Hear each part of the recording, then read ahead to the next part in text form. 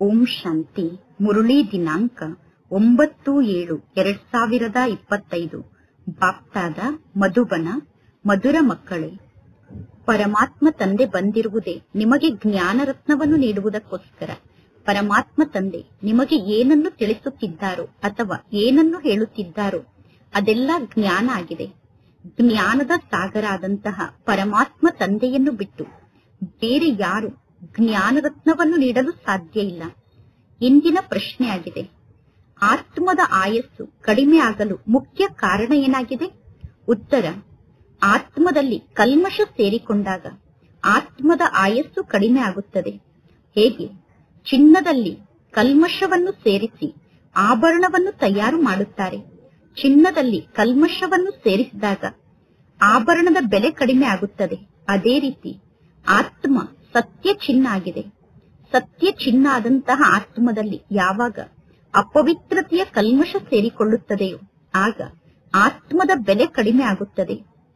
ಈ ಸಮಯದಲ್ಲಿ ಎಲ್ಲರೂ ತಮೋ ಪ್ರಧಾನ ಆತ್ಮರಾಗಿದ್ದಾರೆ. ತಮೋ ಪ್ರಧಾನ ಆತ್ಮರಿಗೆ ಯಾವ ಬೆಲೆಯೂ ಇಲ್ಲ. ಅಂದ ಮೇಲೆ ಈ ತಮೋ ಪ್ರಧಾನ ಶರೀರಕ್ಕೂ ಕೂಡ ಯಾವ ಬೆಲೆಯೂ ಇಲ್ಲ.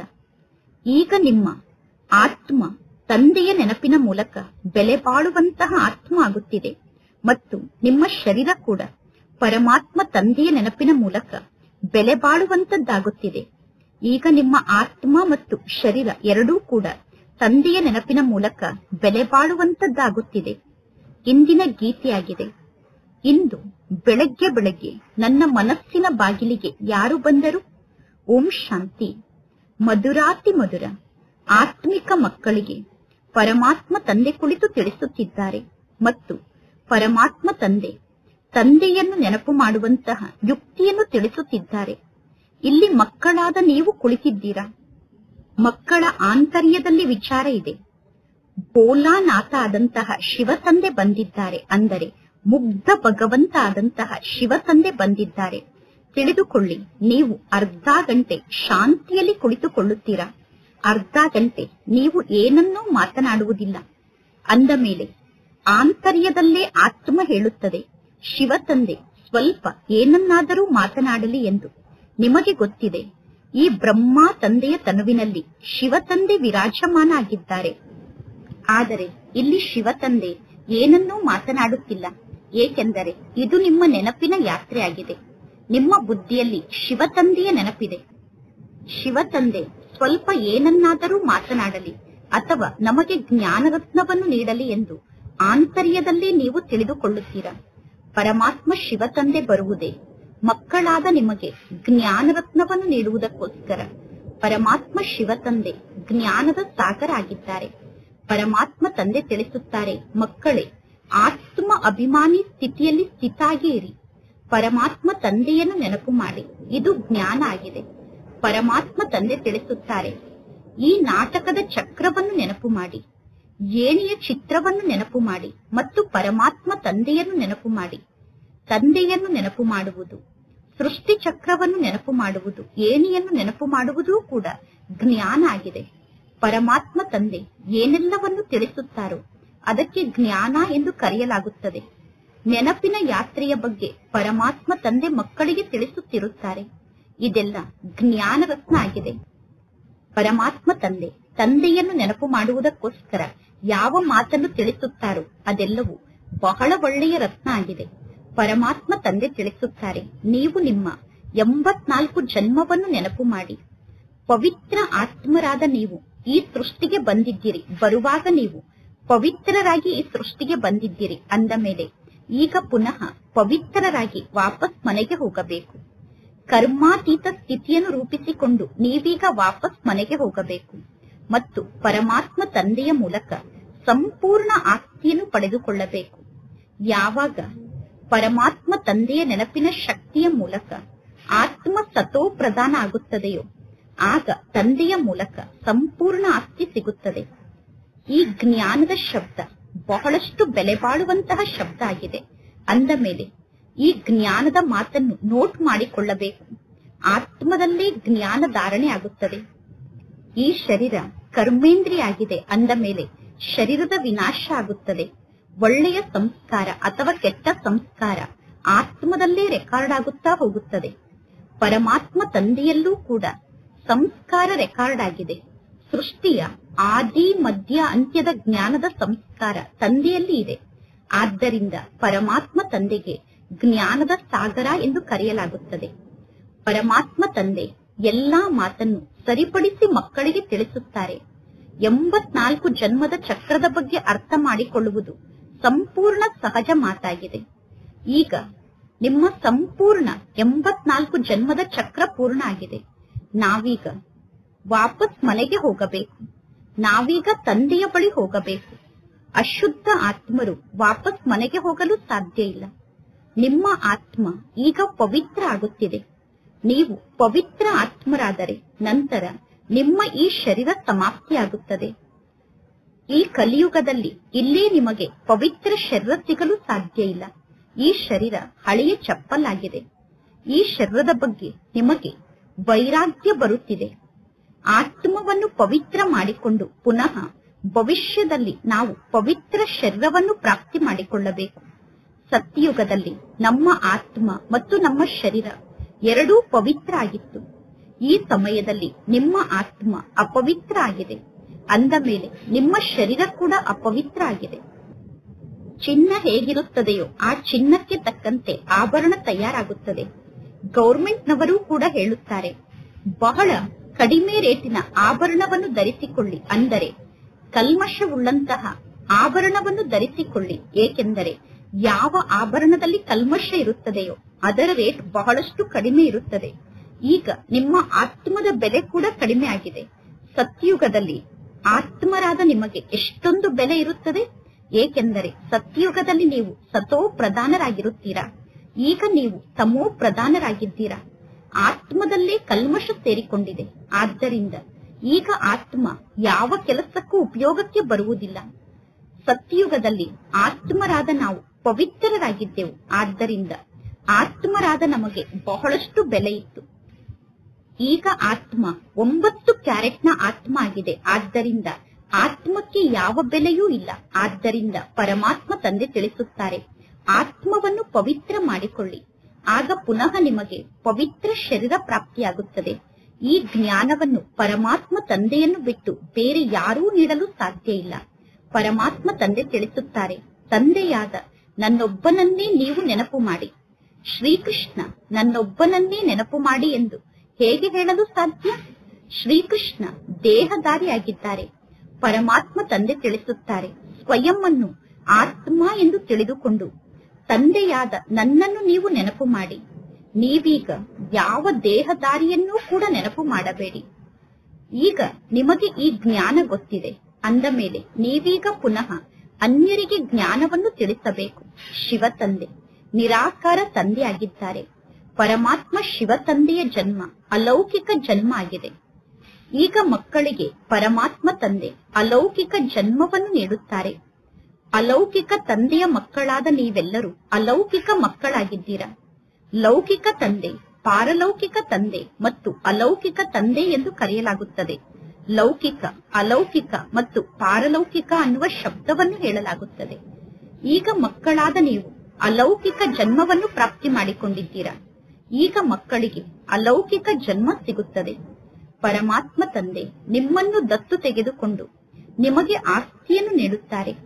ನಿಮಗೆ ಗೊತ್ತಿದೆ, ಬ್ರಾಹ್ಮಣರಾದ ನಾವು ಅಲೌಕಿಕ ಜನ್ಮವನ್ನು ಪಡೆದುಕೊಂಡಿದ್ದೇವೆ. ಬ್ರಾಹ್ಮಣರಾದ ನಮ್ಮ ಜನ್ಮ ಅಲೌಕಿಕ ಜನ್ಮ ಆಗಿದೆ ಎಂದು ನಿಮಗೆ ಗೊತ್ತಿದೆ. ಅಲೌಕಿಕ ತಂದೆಯ ಮೂಲಕ ನಮಗೆ ಅಲೌಕಿಕ ಆಸ್ತಿ ಸಿಗುತ್ತದೆ.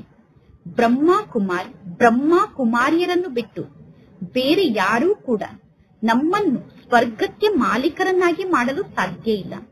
ಮನುಷ್ಯರು ಸ್ವಲ್ಪ ಕೂಡ ಜ್ಞಾನದ ಮಾತನ್ನು ತಿಳಿದುಕೊಂಡಿಲ್ಲ.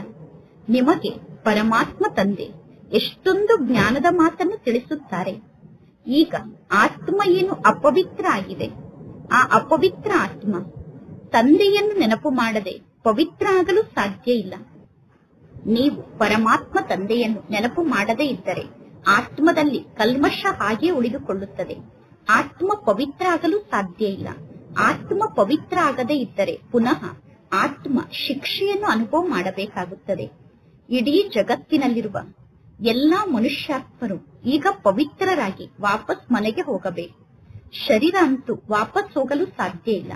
ಪರಮಾತ್ಮ ತಂದೆ ತಿಳಿಸುತ್ತಾರೆ, ಸ್ವಯಂ ಅನ್ನು ಆತ್ಮ ಎಂದು ತಿಳಿದುಕೊಳ್ಳುವುದು ಎಷ್ಟು ಕಷ್ಟ ಎಂದು ಅನುಭವ ಆಗುತ್ತದೆ. ಉದ್ಯೋಗ ವ್ಯವಹಾರವನ್ನು ಮಾಡುವಾಗ ನಾನು ಆತ್ಮ ಅನ್ನುವ ಸ್ಥಿತಿ ಇರುವುದಿಲ್ಲ. ಪರಮಾತ್ಮ ತಂದೆ ತಿಳಿಸುತ್ತಾರೆ, ಒಳ್ಳೆಯದು. ಸ್ವಯಂ ಅನ್ನು ನೀವು ಆತ್ಮ ಎಂದು ತಿಳಿದುಕೊಳ್ಳಲು ನಿಮಗೆ ಸಾಧ್ಯ ಆಗದೇ ಇದ್ದರೂ ಕೂಡ ನೀವು ಪರಮಾತ್ಮ ತಂದೆಯನ್ನು ನೆನಪು ಮಾಡಿ. ಉದ್ಯೋಗ ಮುಂತಾದದ್ದನ್ನು ಮಾಡುತ್ತಿದ್ದರೂ ಕೂಡ ಆತ್ಮನಾದ ನಾನು ಈ ಶರೀರದ ಮೂಲಕ ಕಾರ್ಯವನ್ನು ಮಾಡುತ್ತಿದ್ದೇನೆ ಅನ್ನುವ ಸ್ಥಿತಿಯಲ್ಲಿ ಸ್ಥಿತಾಗಲು ಪರಿಶ್ರಮವನ್ನು ಪಡಿ. ಆತ್ಮನಾದ ನಾನು ಶಿವ ತಂದೆಯನ್ನು ನೆನಪು ಮಾಡುತ್ತೇನೆ. ಆತ್ಮ ಮೊದಲು ಪವಿತ್ರ ಆಗಿತ್ತು, ಈಗ ಪುನಃ ಆತ್ಮ ಪವಿತ್ರ ಆಗಬೇಕು.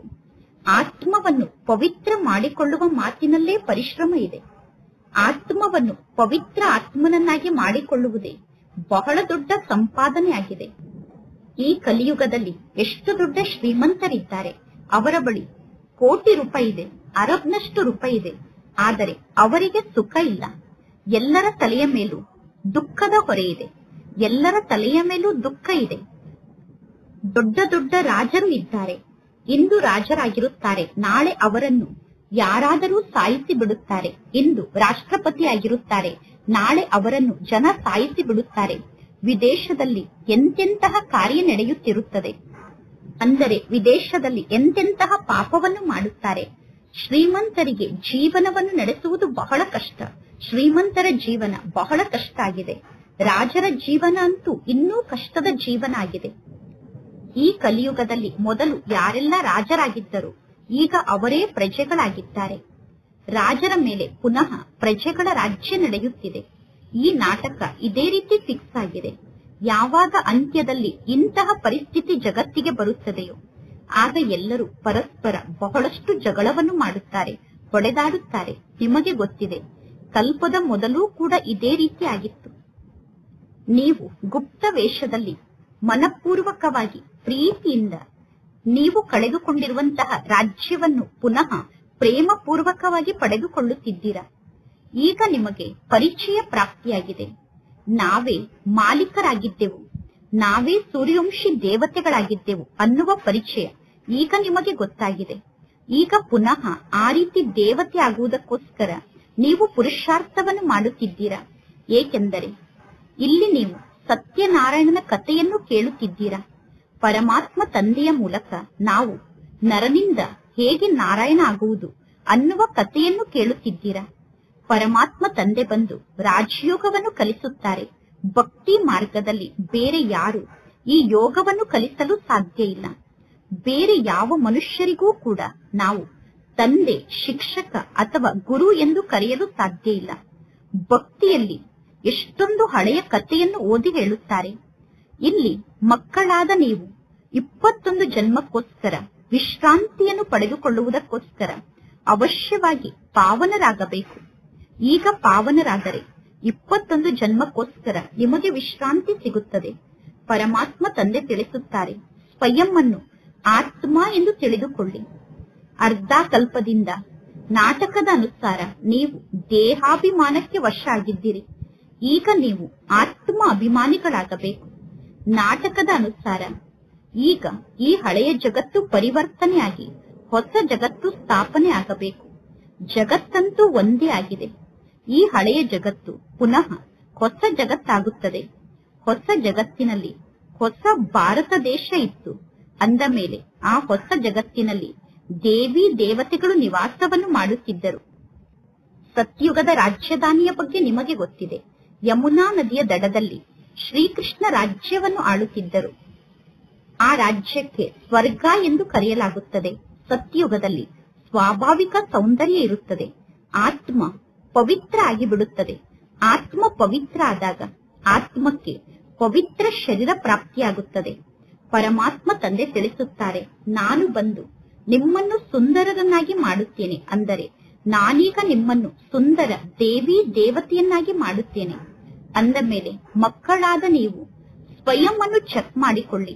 ನನ್ನಲ್ಲಿ ಯಾವುದೇ ಪ್ರಕಾರದ ಅವಗುಣ ಇಲ್ಲ ತಾನೆ ಎಂದು ಸ್ವಯಂ ಅನ್ನು ಚೆಕ್ ಮಾಡಿಕೊಳ್ಳಿ. ನಾನು ಪರಮಾತ್ಮ ತಂದೆಯ ನೆನಪಿನಲ್ಲಿ ಸ್ಥಿತ ಆಗಿದ್ದೇನಾ ಎಂದು ಸ್ವಯಂ ಅನ್ನು ಚೆಕ್ ಮಾಡಿಕೊಳ್ಳಿ. ಜ್ಞಾನದ ಶಿಕ್ಷಣವನ್ನು ನೀವೀಗ ಕಲಿಯಬೇಕು. ಇದು ಬಹಳ ದೊಡ್ಡ ಶಿಕ್ಷಣ ಆಗಿದೆ. ಇದೊಂದೇ ಜ್ಞಾನದ ಶಿಕ್ಷಣ ಆಗಿದೆ. ಆ ಲೌಕಿಕ ಶಿಕ್ಷಣದಲ್ಲಿ ಎಷ್ಟೊಂದು ಪುಸ್ತಕವನ್ನು ಓದುತ್ತೀರಾ. ಇದು ಜ್ಞಾನದ ಶಿಕ್ಷಣ ಆಗಿದೆ. ಸರ್ವಶ್ರೇಷ್ಠ ಪರಮಾತ್ಮ ತಂದೆ ಈ ಜ್ಞಾನದ ಶಿಕ್ಷಣವನ್ನು ಕಲಿಸುತ್ತಾರೆ.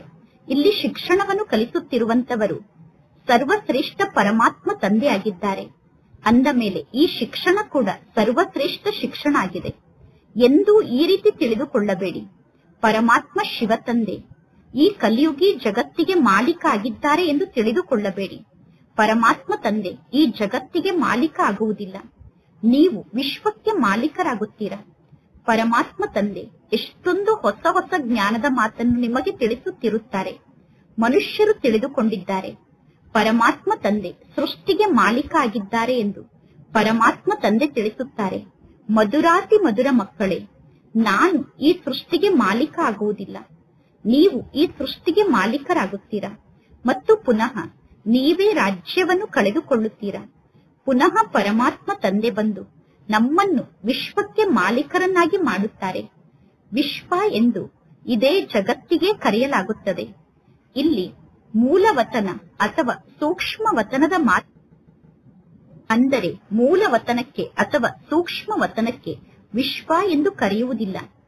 ಮೂಲವತನದಿಂದ ನೀವು ಈ ಸಾಕಾರ ಜಗತ್ತಿಗೆ ಬಂದು 84 ಜನ್ಮವನ್ನು ಪಡೆದುಕೊಂಡು ಈ ನಾಟಕ ಚಕ್ರದಲ್ಲಿ ಪಾತ್ರವನ್ನು ಅಭಿನಯ ಮಾಡುತ್ತೀರಾ. ಪುನಃ ಪರಮಾತ್ಮ ತಂದೆ ಕೂಡ ಈ ಸೃಷ್ಟಿಗೆ ಬರಬೇಕಾಗುತ್ತದೆ. ಈಗ ಪರಮಾತ್ಮ ತಂದೆ ಪುನಃ ನಿಮ್ಮ ಮೂಲಕ ಪುರುಷಾರ್ಥವನ್ನು ಮಾಡಿಸುತ್ತಾರೆ. ಪದವಿಯನ್ನು ಪಡೆದುಕೊಳ್ಳುವುದಕ್ಕೋಸ್ಕರ ನೀವು ಪುರುಷಾರ್ಥವನ್ನು ಮಾಡಬೇಕು. ಯಾವ ಪದವಿಯನ್ನು ನೀವು ಕಳೆದುಕೊಂಡಿದ್ದೀರೋ ಅದೇ ಪದವಿಯನ್ನು ಪುನಃ ಪಡೆದುಕೊಳ್ಳಬೇಕು. ಇದು ಸೋಲು ಮತ್ತು ಗೆಲುವಿನ ಆಟ ಆಗಿದೆ. ಈ ರಾವಣ ರಾಜ್ಯ ಸಮಾಪ್ತಿಯಾಗಲೇಬೇಕು. ಪರಮಾತ್ಮ ತಂದೆ ಎಷ್ಟು ಸಹಜ ರೂಪದಲ್ಲಿ ಜ್ಞಾನವನ್ನು ತಿಳಿಸುತ್ತಾರೆ. ಪರಮಾತ್ಮ ತಂದೆ ಸ್ವಯಂ ಕುಳಿತು ಮಕ್ಕಳಿಗೆ ಶಿಕ್ಷಣವನ್ನು ಕಲಿಸುತ್ತಿದ್ದಾರೆ. ಲೌಕಿಕ ಜಗತ್ತಿನಲ್ಲಿ ಮನುಷ್ಯರು ಮನುಷ್ಯರಿಗೆ ಶಿಕ್ಷಣವನ್ನು ಕಲಿಸುತ್ತಾರೆ. ಇಲ್ಲಿ ನೀವು ಕೂಡ ಮನುಷ್ಯರಾಗಿದ್ದೀರಾ. ಆದರೆ ಪರಮಾತ್ಮ ತಂದೆ ಆತ್ಮರಾದ ನಿಮಗೆ ಇಲ್ಲಿ ಕುಳಿತು ಶಿಕ್ಷಣವನ್ನು ಕಲಿಸುತ್ತಿದ್ದಾರೆ. ಶಿಕ್ಷಣದ ಸಂಸ್ಕಾರ ಆತ್ಮದಲ್ಲೇ ಇರುತ್ತದೆ. ನೀವೀಗ ಬಹಳಷ್ಟು ಜ್ಞಾನ ಸ್ವರೂಪ ಆತ್ಮರಾಗಿದ್ದೀರಾ. ನೀವೀಗ ಬಹಳಷ್ಟು ಜ್ಞಾನಿಗಳಾಗಿದ್ದೀರಾ. ಇನ್ನು ಜಗತ್ತಿನಲ್ಲಿರುವ ಎಲ್ಲಾ ವ್ಯಕ್ತಿಗಳ ಬಳಿ ಭಕ್ತಿಯ ಜ್ಞಾನ ಇದೆ. ಸಂಪಾದನೆಯನ್ನು ಮಾಡಿಕೊಳ್ಳುವುದಕ್ಕೋಸ್ಕರ ಜ್ಞಾನ ಪ್ರಾಪ್ತಿಯಾಗುತ್ತದೆ. ಶಾಸ್ತ್ರದ ಜ್ಞಾನ ಜನರ ಬಳಿ ಇದೆ. ಇದು ಆತ್ಮಿಕ ಜ್ಞಾನ ಆಗಿದೆ. ಇಲ್ಲಿ ಆತ್ಮರಾದ ನಿಮಗೆ ಆತ್ಮಿಕ ತಂದೆ ಕುಳಿತು ಜ್ಞಾನವನ್ನು ತಿಳಿಸುತ್ತಿದ್ದಾರೆ. 5000 ವರ್ಷದ ಮೊದಲೂ ಕೂಡ ನೀವೇ ಜ್ಞಾನವನ್ನು ಕೇಳಿದ್ದೀರಿ. ಇಡೀ ಜಗತ್ತಿನಲ್ಲಿ ಯಾವ ಮನುಷ್ಯರೂ ಕೂಡ ಯಾರಿಗೂ ಎಂದೂ ಇಂತಹ ಶಿಕ್ಷಣವನ್ನು ಕಲಿಸಲು ಸಾಧ್ಯ ಇಲ್ಲ. ಏಕೆಂದರೆ ಈಶ್ವರ ತಂದೆ ಹೇಗೆ ಶಿಕ್ಷಣವನ್ನು ಕಲಿಸುತ್ತಿದ್ದಾರೆ ಅನ್ನುವುದು ಜಗತ್ತಿನಲ್ಲಿ ಯಾರಿಗೂ ಗೊತ್ತಿಲ್ಲ. ಈಗ ಮಕ್ಕಳಿಗೆ ಗೊತ್ತಿದೆ.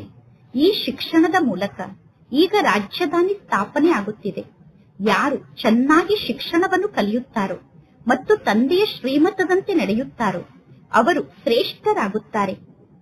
ಮತ್ತು ಯಾರು ಹೊರಗಡೆ ಜಗತ್ತಿಗೆ ಹೋಗಿ ಪರಮಾತ್ಮ ತಂದೆಗೆ ನಿಂದನೆಯನ್ನು ಮಾಡಿಸುತ್ತಾರೋ, ತಂದೆಯ ಕೈಯನ್ನು ಬಿಡುತ್ತಾರೋ ಅವರು ಪ್ರಜೆಗಳಲ್ಲೂ ಕೂಡ ಬಹಳ ಕಡಿಮೆ ಪದವಿಯನ್ನು ಪಡೆದುಕೊಳ್ಳುತ್ತಾರೆ. ಒಬ್ಬ ಪರಮಾತ್ಮ ತಂದೆ ಇಲ್ಲಿ ನಮಗೆ ಜ್ಞಾನದ ಶಿಕ್ಷಣವನ್ನು ಕಲಿಸುತ್ತಿದ್ದಾರೆ. ಈಗಲೂ ಕೂಡ ಪದವಿಯನ್ನು ಪಡೆದುಕೊಳ್ಳಲು ಶಿಕ್ಷಣವನ್ನು ಕಲಿಯುವುದಕ್ಕೋಸ್ಕರ ನಿಮಗೆ ಮಾರ್ಜಿನ್ ಇದೆ, ಅಂದರೆ ಅವಕಾಶ ಇದೆ. ದೈವಿ ರಾಜ್ಯ ಇತ್ತು. ಒಬ್ಬ ಪರಮಾತ್ಮ ತಂದೆ ಈ ಸೃಷ್ಟಿಗೆ ಈಗ ಬಂದು ಆ ದೈವಿ ರಾಜ್ಯವನ್ನು ಸ್ಥಾಪನೆ ಮಾಡುತ್ತಿದ್ದಾರೆ. ಇನ್ನು ಉಳಿದಿದ್ದೆಲ್ಲ ವಿನಾಶ ಆಗಲೇಬೇಕು. ಪರಮಾತ್ಮ ತಂದೆ ತಿಳಿಸುತ್ತಾರೆ, ಮಕ್ಕಳೇ ಈಗ ಬೇಗ ತಯಾರಿಯನ್ನು ಮಾಡಿಕೊಳ್ಳಿ. ತಪ್ಪನ್ನು ಮಾಡಿ ನಿಮ್ಮ ಸಮಯವನ್ನು ವ್ಯರ್ಥವಾಗಿ ಕಳೆಯಬೇಡಿ. ನೀವು ತಂದೆಯನ್ನು ನೆನಪು ಮಾಡದೇ ಇದ್ದರೆ ನಿಮ್ಮ ಬೆಲೆ ಬಾಳುವಂತಹ ಸಮಯ ವ್ಯರ್ಥ ಆಗುತ್ತದೆ. ಬೆಲೆ ಬಾಳುವಂತಹ ಸಮಯವನ್ನು ವ್ಯರ್ಥ ಮಾಡಿಕೊಳ್ಳಬೇಡಿ. ಶರೀರ ನಿರ್ವಹಣೆಗೋಸ್ಕರ ಬಲೆ, ಉದ್ಯೋಗ, ವ್ಯವಹಾರ ಮುಂತಾದದ್ದನ್ನು ಮಾಡಿ. ಕೈಯ ಮೂಲಕ ನೀವು ಕೆಲಸವನ್ನು ಮಾಡಿ. ಕೈಯಿಂದ ಕೆಲಸವನ್ನು ಮಾಡುತ್ತಿದ್ದರೂ ಕೂಡ ಮನಸ್ಸಿನ ಮೂಲಕ ಪರಮಾತ್ಮ ತಂದೆಯನ್ನು ನೆನಪು ಮಾಡಿ. ಪರಮಾತ್ಮ ತಂದೆ ತಿಳಿಸುತ್ತಾರೆ, ತಂದೆಯಾದ ನನ್ನನ್ನು ನೀವು ನೆನಪು ಮಾಡಿ, ಆಗ ನಿಮಗೆ ರಾಜ್ಯಭಾಗ್ಯ ಸಿಗುತ್ತದೆ. ಪರಮಾತ್ಮ ತಂದೆ ಹೇಗೆ ಸ್ನೇಹಿತ ಆಗುತ್ತಾರೆ ಅನ್ನುವ ಒಂದು ಕಥೆಯನ್ನು ತಂದೆ ತಿಳಿಸಿದ್ದಾರೆ. ಖುದಾದೋಸ್ನ ಕಥೆಯನ್ನು ನೀವೆಲ್ಲರೂ ಕೇಳಿದ್ದೀರಾ. ಅಲ್ಲಾ ಅವಲುದ್ದೀನನ ನಾಟಕವನ್ನೂ ಕೂಡ ತೋರಿಸುತ್ತಾರೆ. ಅಲ್ಲಾ ಅವಲುದ್ದೀನನ ನಾಟಕದಲ್ಲಿ ದಂಡದಿಂದ ಕೆಳಗಡೆ ಹೊಡೆದ ತಕ್ಷಣ ಖಜಾನೆ ಹೊರಗಡೆ ಬಂತು ಎಂದು ಹೇಳುತ್ತಾರೆ. ಈಗ ಮಕ್ಕಳಾದ ನಿಮಗೆ ಗೊತ್ತಿದೆ, ಪರಮಾತ್ಮ ತಂದೆ ನಿಮ್ಮ ತಲೆಯ ಮೇಲೆ ದಂಡದಿಂದ ಹೊಡೆದು ಹೇಗಿದ್ದ ನಿಮ್ಮನ್ನು ಹೇಗೆ ಮಾಡುತ್ತಾರೆ. ನಿಮ್ಮನ್ನು ಮನುಷ್ಯರಿಂದ ದೇವತೆಯನ್ನಾಗಿ ಮಾಡುತ್ತಾರೆ. ತಕ್ಷಣ ನೀವು ದಿವ್ಯ ದೃಷ್ಟಿಯ ಮೂಲಕ ವೈಕುಂಠಕ್ಕೆ ಹೋಗಿಬಿಡುತ್ತೀರಾ. ತಂದೆ ದಂಡದಿಂದ ಹೊಡೆದ ತಕ್ಷಣ ದಿವ್ಯ ದೃಷ್ಟಿಯಿಂದ ನೀವು ವೈಕುಂಠಕ್ಕೆ ಹೋಗುತ್ತೀರಾ. ಯಜ್ಞದ ಆದಿಯ ಸಮಯದಲ್ಲಿ ಮಕ್ಕಳೆಲ್ಲರೂ ಪರಸ್ಪರ ಸೇರಿ ಒಟ್ಟಿಗೆ ಧ್ಯಾನದಲ್ಲಿ ಕುಳಿತುಕೊಳ್ಳುತ್ತಿದ್ದರು. ನಂತರ ಪರಸ್ಪರ ಎಲ್ಲರೂ ಸೇರಿ ಧ್ಯಾನಕ್ಕೆ ಹೋಗುತ್ತಿದ್ದರು. ಆಗ ಜಗತ್ತಿನ ಜನ ಈ ರೀತಿ ಎಲ್ಲರೂ ಧ್ಯಾನಕ್ಕೆ ಹೋಗುವುದನ್ನು ನೋಡಿ ಇಲ್ಲಿ ಜಾದು ಮಾಡುತ್ತಿದ್ದಾರೆ ಎಂದು ಹೇಳಿದರು. ಆದ್ದರಿಂದ ಪರಮಾತ್ಮ ತಂದೆ ಧ್ಯಾನಕ್ಕೆ ಹೋಗಿ ಸಾಕ್ಷಾತ್ಕಾರವನ್ನು ಮಾಡಿಕೊಳ್ಳುವುದನ್ನು ನಿಲ್ಲಿಸಿಬಿಟ್ಟರು. ಇದೆಲ್ಲ ಈ ಸಮಯದ ಮಾತಾಗಿದೆ. ಆತ್ಮತಾಯಿ ಅನ್ನುವ ರಾಕ್ಷಸಿಯ ಕಥೆಯನ್ನೂ ಕೂಡ ಹೇಳಲಾಗುತ್ತದೆ. ಮುಖದಲ್ಲಿ ನಾಣ್ಯವನ್ನು ಹಾಕಿಕೊಂಡರೆ ಮಾಯೆ ಆಗಿ ಬಿಡುತ್ತಿತ್ತು. ನಾಣ್ಯವನ್ನು ತೆಗೆದ ತಕ್ಷಣ ಮಾಯೆ ಬರುತ್ತಿತ್ತು ಎಂದು ಹೇಳುತ್ತಾರೆ. ಈ ಜ್ಞಾನದ ರಹಸ್ಯವನ್ನು ಪರಮಾತ್ಮ ತಂದೆಯನ್ನು ಬಿಟ್ಟು ಬೇರೆ ಯಾರೂ ತಿಳಿಸಲು ಸಾಧ್ಯ ಇಲ್ಲ. ಪರಮಾತ್ಮ ತಂದೆ ತಿಳಿಸುತ್ತಾರೆ, ಮಕ್ಕಳೇ, ನಿಮ್ಮ ಬಾಯಲ್ಲಿ ಸದಾ ನಾಣ್ಯವನ್ನು ಹಾಕಿಕೊಳ್ಳಿ. ನೀವು ಶಾಂತಿಯ ಸಾಗರರಾಗಿದ್ದೀರಾ. ಆತ್ಮ ತನ್ನ ಸ್ವಧರ್ಮ ಆದಂತಹ ಶಾಂತಿಯಲ್ಲೇ ಸ್ಥಿತಾಗಿ ಇರುತ್ತದೆ. ಸತ್ಯುಗದ ಬಗ್ಗೆ ನಿಮಗೆ ಗೊತ್ತಿದೆ. ಸತ್ಯುಗದಲ್ಲಿ ನಾನು ಆತ್ಮ ಅನ್ನುವುದು ದೇವತೆಗಳಿಗೆ ಗೊತ್ತಿರುತ್ತದೆ. ಇನ್ನು ಪರಮಾತ್ಮ ತಂದೆಯ ಬಗ್ಗೆ ದೇವತೆಗಳಿಗೆ ಗೊತ್ತಿರುವುದಿಲ್ಲ. ಎಂದಾದರೂ ಯಾರಾದರೂ ನಿಮ್ಮನ್ನು ಕೇಳಿದರೆ ನೀವು ಅವರಿಗೆ ತಿಳಿಸಬೇಕು, ಸತ್ಯುಗದಲ್ಲಿ ಎಂದೂ ಕೂಡ ವಿಕಾರದ ಹೆಸರು ಚಿಹ್ನೆ ಕೂಡ ಇರುವುದಿಲ್ಲ. ಏಕೆಂದರೆ ಸತ್ಯುಗ ನಿರ್ವಿಕಾರಿ ಜಗತ್ತಾಗಿದೆ. ಸತ್ಯುಗದಲ್ಲಿ ಪಂಚ ವಿಕಾರ ಇರುವುದಿಲ್ಲ, ದೇಹಾಭಿಮಾನ ಇರುವುದಿಲ್ಲ. ಈ ಮಾಯೆಯ ರಾಜ್ಯದಲ್ಲಿ ಎಲ್ಲರೂ ದೇಹಾಭಿಮಾನಕ್ಕೆ ವಶ ಆಗುತ್ತಾರೆ. ಸತ್ಯುಗದಲ್ಲಿ ಎಲ್ಲರೂ ಮೋಹಾಜೀತರಾಗಿರುತ್ತಾರೆ. ಈ ಹಳೆಯ ಜಗತ್ತಿನಿಂದ ನೀವೀಗ ನಷ್ಟಮೋಹಿಗಳಾಗಬೇಕು. ಇದಕ್ಕೆ ವೈರಾಗ್ಯ ಎಂದು ಕರೆಯಲಾಗುತ್ತದೆ. ಲೌಕಿಕ ಜಗತ್ತಿನಲ್ಲಿ ಮನೆಯ ಬಗ್ಗೆ ವೈರಾಗ್ಯ ಬರುತ್ತದೆ. ಆದ್ದರಿಂದ ಸನ್ಯಾಸಿಗಳು ಮನೆ ಮತ್ತು ವ್ಯವಹಾರವನ್ನು ಬಿಟ್ಟು ಕಾಡಿಗೆ ಹೋಗುತ್ತಾರೆ. ನೀವೀಗ ಮನೆ ಮತ್ತು ವ್ಯವಹಾರವನ್ನು ತ್ಯಾಗ ಮಾಡಬಾರದು. ಒಬ್ಬ ಪರಮಾತ್ಮ ತಂದೆಯ ನೆನಪಿನಲ್ಲಿ ಸ್ಥಿತಾಗಿ ನೀವು ಹಳೆಯ ಶರೀರವನ್ನೇ ತ್ಯಾಗ ಮಾಡಿ ವಾಪಸ್ ಮನೆಗೆ ಹೋಗಬೇಕು. ಎಲ್ಲರ ಲೆಕ್ಕಾಚಾರ ಅವಶ್ಯವಾಗಿ ಚುಪ್ತ ಆಗಲೇಬೇಕು. ಲೆಕ್ಕಾಚಾರ ಚುಪ್ತ ಆದ ನಂತರ ಎಲ್ಲರೂ ವಾಪಸ್ ಮನೆಗೆ ಹೋಗುತ್ತಾರೆ. ಪ್ರತಿ ಕಲ್ಪದಲ್ಲೂ ಇದೇ ರೀತಿ ಆಗುತ್ತದೆ. ನಿಮ್ಮ ಬುದ್ಧಿ ಈಗ ಅತಿ ದೂರಕ್ಕೆ, ಅಂದರೆ ಮೇಲಿರುವಂತಹ ಪರಮಧಾಮಕ್ಕೆ ಹೋಗಿ ತಲುಪುತ್ತದೆ. ಜಗತ್ತಿನ ಜನ ಸಮುದ್ರ ಎಷ್ಟು ದೂರದವರೆಗೂ ಇದೆ, ಎಷ್ಟು ಆಳವಾಗಿದೆ ಎಂದು ಹುಡುಕಲು ಪ್ರಯತ್ನ ಪಡುತ್ತಾರೆ. ಸೂರ್ಯ ಮತ್ತು ಚಂದ್ರರಲ್ಲಿ ಏನಿದೆ ಎಂದು ಹುಡುಕಲು ಪ್ರಯತ್ನ ಪಡುತ್ತಾರೆ. ಹಿಂದಿನ ಕಾಲದವರು ಸೂರ್ಯ ಚಂದ್ರ ಎಲ್ಲರೂ ದೇವತೆಯಾಗಿದ್ದಾರೆ ಎಂದು ತಿಳಿದುಕೊಂಡಿದ್ದರು. ನೀವೀಗ ಹೇಳುತ್ತೀರಾ, ಈ ಸೂರ್ಯ ಚಂದ್ರ ನಕ್ಷತ್ರ ಎಲ್ಲವೂ ಕೂಡ ಈ ಸೃಷ್ಟಿ ನಾಟಕ ಅನ್ನುವ ಸ್ಟೇಜ್ಗೆ ಲೈಟ್ ಆಗಿದೆ, ದೀಪ ಆಗಿದೆ. ಇಲ್ಲಿ ಆಟ ನಡೆಯುತ್ತದೆ. ಅಂದ ಮೇಲೆ ಸೂರ್ಯ ಚಂದ್ರ ನಕ್ಷತ್ರ ಎಲ್ಲರೂ ಈ ನಾಟಕದ ಸ್ಟೇಜ್ಗೆ ಬೆಳಕನ್ನು ನೀಡುವಂತಹ ದೀಪ ಆಗಿದ್ದಾರೆ. ಮೂಲವತನ ಮತ್ತು ಸೂಕ್ಷ್ಮ ವತನದಲ್ಲಿ ಈ ರೀತಿ ಆಟ ನಡೆಯುವುದಿಲ್ಲ. ಮೂಲವತನ ಮತ್ತು ಸೂಕ್ಷ್ಮ ವತನದಲ್ಲಿ ನಾಟಕ ನಡೆಯುವುದಿಲ್ಲ. ಅನಾದಿಯಿಂದ ಈ ನಾಟಕ ಈ ಸಾಕಾರ ಜಗತ್ತಿನಲ್ಲಿ ನಡೆಯುತ್ತಿದೆ. ನಾಟಕ ಚಕ್ರ ತಿರುಗುತ್ತಿರುತ್ತದೆ. ಎಂದೂ ಪ್ರಳಯ ಆಗುವುದಿಲ್ಲ. ಭಾರತ ದೇಶ ಅವಿನಾಶಿ ದೇಶ ಆಗಿದೆ. ಭಾರತ ದೇಶದಲ್ಲೇ ಮನುಷ್ಯರು ನಿವಾಸವನ್ನು ಮಾಡುತ್ತಾರೆ. ಈ ಜಗತ್ತು ಎಂದೂ ಜಲಮಯ ಆಗಲು ಸಾಧ್ಯ ಇಲ್ಲ. ಅಂದರೆ ಎಂದೂ ಪ್ರಳಯದಲ್ಲಿ ಈ ಜಗತ್ತು ಮುಳುಗಿ ಹೋಗಲು ಸಾಧ್ಯ ಇಲ್ಲ. ಪಶು ಪಕ್ಷಿ ಮುಂತಾದದ್ದು ಏನೆಲ್ಲಾ ಇದೆಯೋ ಅದೆಲ್ಲವೂ ಸದಾ ಇರುತ್ತದೆ. ಇನ್ನು ಎಷ್ಟೆಲ್ಲಾ ದೇಶಗಳಿದೆಯೋ ಸತ್ಯುಗದಲ್ಲಿ ಅಷ್ಟೆಲ್ಲಾ ದೇಶಗಳು ಇರುವುದಿಲ್ಲ. ಸತ್ಯುಗ ಮತ್ತು ತ್ರೇತಾಯುಗದಲ್ಲಿ ಭಾರತ ದೇಶವನ್ನು ಬಿಟ್ಟು ಬೇರೆ ಯಾವ ದೇಶವೂ ಇರುವುದಿಲ್ಲ. ನೀವೀಗ ದಿವ್ಯ ದೃಷ್ಟಿಯ ಮೂಲಕ ಏನನ್ನು ನೋಡುತ್ತಿದ್ದೀರೋ ಅದೆಲ್ಲವನ್ನು ಪ್ರತ್ಯಕ್ಷದಲ್ಲಿ ಇದೇ ಜಗತ್ತಿನಲ್ಲೇ ನೋಡುತ್ತೀರಾ. ಪ್ರತ್ಯಕ್ಷದಲ್ಲಿ ನೀವೇ ವೈಕುಂಠಕ್ಕೆ ಹೋಗಿ ರಾಜ್ಯವನ್ನು ಆಳುತ್ತೀರಾ. ವೈಕುಂಠಕ್ಕೆ ಹೋಗುವುದಕ್ಕೋಸ್ಕರ ನೀವೀಗ ಪುರುಷಾರ್ಥವನ್ನು ಮಾಡುತ್ತಿದ್ದೀರಾ. ಪುನಃ ಪರಮಾತ್ಮ ತಂದೆ ತಿಳಿಸುತ್ತಾರೆ, ತಂದೆಯ ನೆನಪಿನಲ್ಲಿ ಬಹಳಷ್ಟು ಪರಿಶ್ರಮ ಇದೆ. ಮಾಯೆ ಪರಮಾತ್ಮ ತಂದೆಯನ್ನು ನೆನಪು ಮಾಡಲು ಬಿಡುವುದಿಲ್ಲ. ನೀವೀಗ ಬಹಳಷ್ಟು ಪ್ರೀತಿಯಿಂದ ಪರಮಾತ್ಮ ತಂದೆಯನ್ನು ನೆನಪು ಮಾಡಬೇಕು. ಅಜ್ಞಾನ ಕಾಲದಲ್ಲೂ ಕೂಡ ಪ್ರೀತಿಯಿಂದ ಪರಮಾತ್ಮ ತಂದೆಗೆ ಮಹಿಮೆಯನ್ನು ಮಾಡುತ್ತಾರೆ. ಇಂಥವರು ಈ ರೀತಿ ಇದ್ದರು, ಇಂತಹ ಪದವಿಯಲ್ಲಿ ಇದ್ದರು. ಈಗ ನಿಮ್ಮ ಬುದ್ಧಿಯಲ್ಲಿ ಸಂಪೂರ್ಣ ಸೃಷ್ಟಿ ಚಕ್ರದ ಜ್ಞಾನ ಕುಳಿತಿದೆ.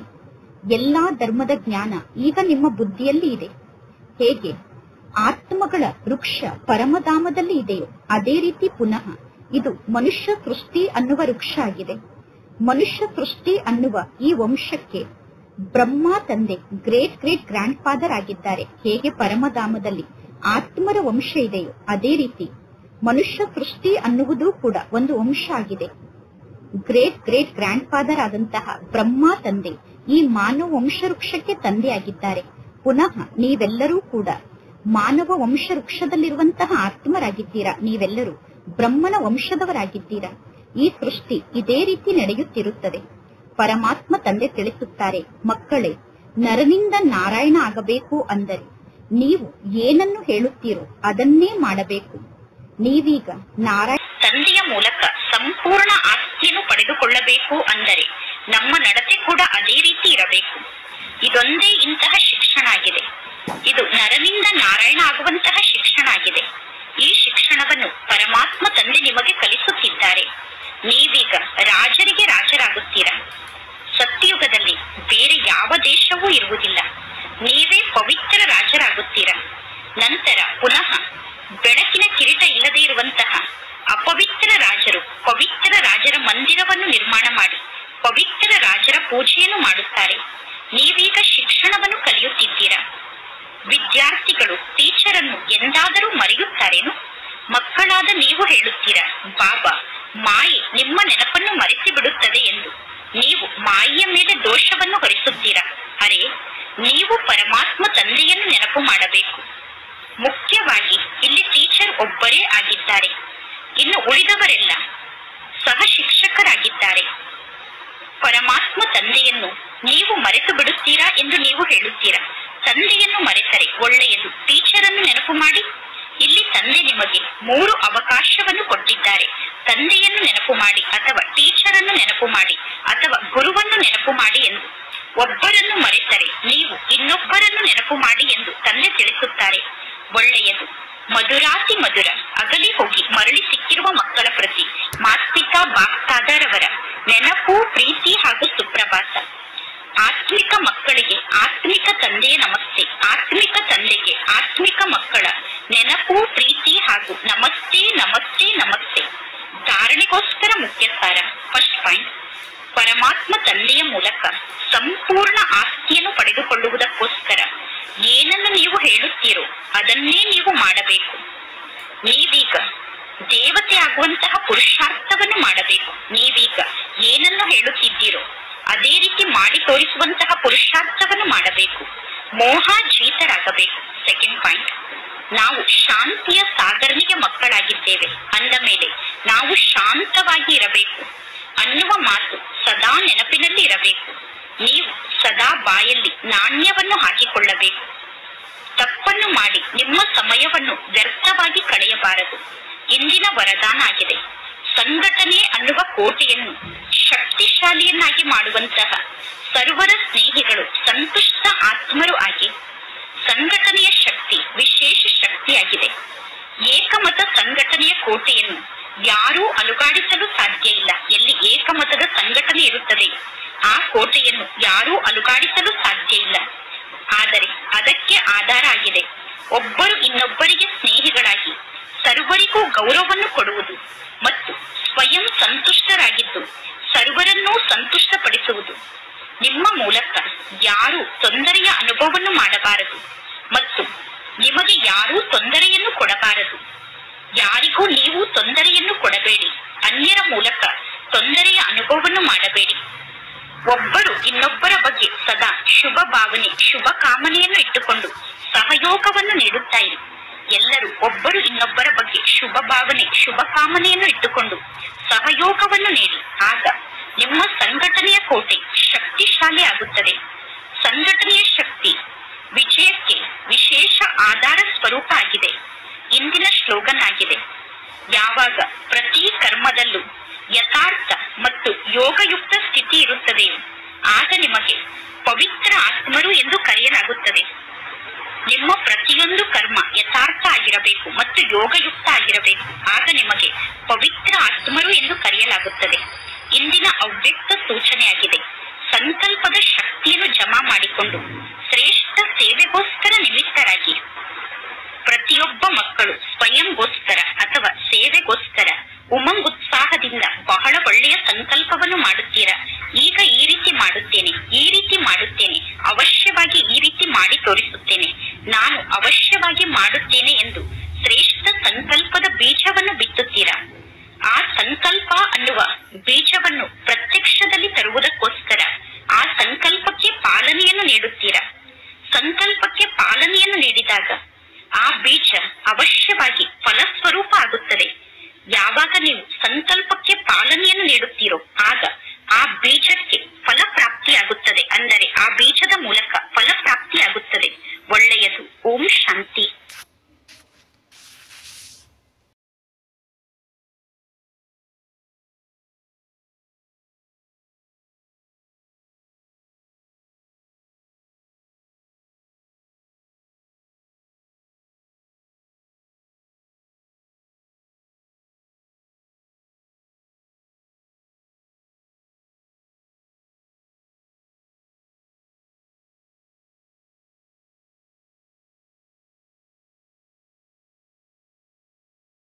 ಆಗಬೇಕು